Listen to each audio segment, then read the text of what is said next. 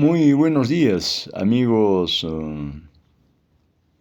que nos ven a través de AINI, en el aire de su programa. Ciro Pacheco, quien les habla. Bien, en esta oportunidad queremos referirnos a la crisis mundial. Por un lado está la crisis bélica militar entre Estados Unidos, que es un enclave de Europa, la OTAN, la Unión Europea, y Ucrania, utilizado como, digamos, carne de cañón en las aspiraciones occidentales contra lo que es Rusia. Bien, por otro lado, el estallido del conflicto árabe-israelí nuevamente. Eso en el tema de la crisis, digamos, política y militar que se expande por el mundo. Y por otra parte, una precrisis militar hay en Taiwán y crisis política existe pues entre las relaciones Estados Unidos-México, en Argentina, en Bolivia y en el mismo Perú. Entonces, por tal razón, el panorama mundial está con diversos matices de crisis mundial, ¿no? Entre políticas, entre económicas, y la continuidad de la crisis política y la crisis económica es pues las acciones bélicas, las acciones militares que existen en estos momentos. En relación a la crisis de la guerra de Ucrania, la OTAN y el enclave de Estados Unidos, decimos de Estados Unidos enclave porque no es un país.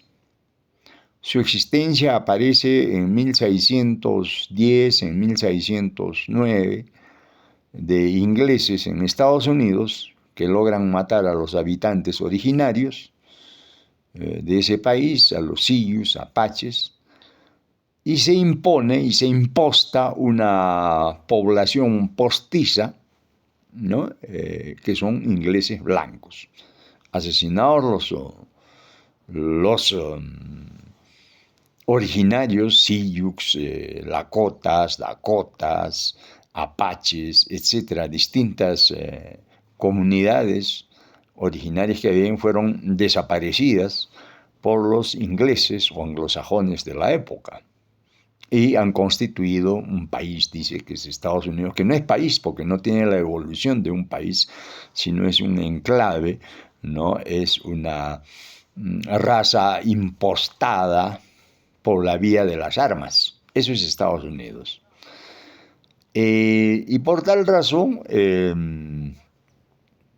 está en contra, el conflicto lo ha desarrollado entre los países occidentales de la OTAN contra los países caucásicos como Ucrania y Rusia, que ahora están enfrentados porque hay un proyecto fascista de Zelensky por el lado de Ucrania, y aunque étnicamente eran lo mismo, es como que en el país sean quechuas, ¿no? Y aymaras, pero tienen una misma matriz.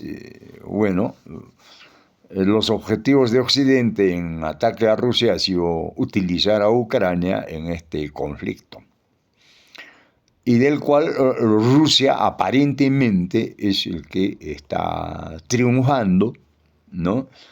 Y que en ese entendido todos los analistas de Occidente y de Oriente y de Rusia convergen en decir que Zelensky ha fracasado en el proceso de este conflicto iniciado por la OTAN y los Estados Unidos.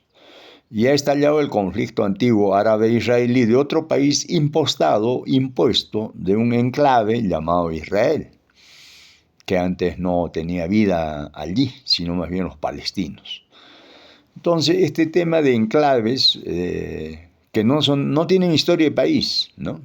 Inglaterra sí tiene historia de país, como la historia de Inglaterra, ¿no? Desde las épocas bárbaras que le llamaron los romanos,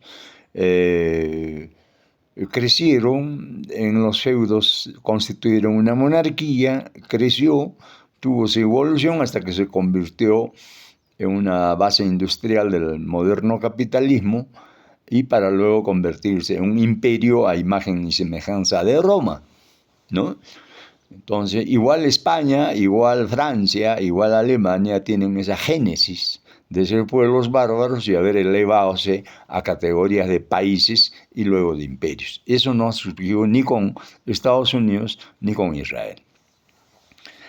Entonces, entendiendo así las cosas, el conflicto árabe-israelí es fuerte de hace tiempo por el control del petróleo, que se dio todavía en la década del 60, y desde ese punto de vista, la debilidad que vaya a tener ahora el mundo israelí frente a los árabes que están mejor posicionados en los momentos actuales, como Irán, como Irak y otros, indudablemente ya no es como en la época de 1968, en la guerra árabe-israelí, de que Israel era la potencia única.